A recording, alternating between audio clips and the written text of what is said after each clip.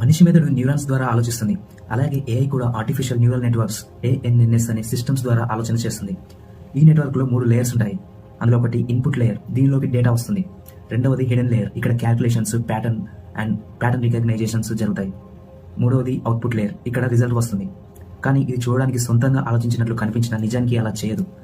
ఇది మునుపు నేర్చుకున్న లక్షల కొలది డేటా అనాలిసిస్ నుండి దాని నుండి వచ్చే ప్యాటర్న్స్ని కొత్త పరిస్థితుల్లో తన డిసిషన్స్ తానే తీసుకుంటుంది.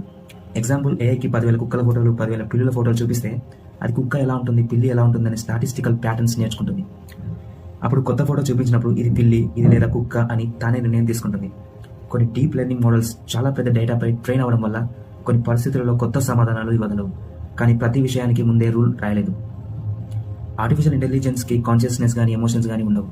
అంటే ఇది ఆలోచించడం కాదు, అంచనా వేయడం మాత్రమే.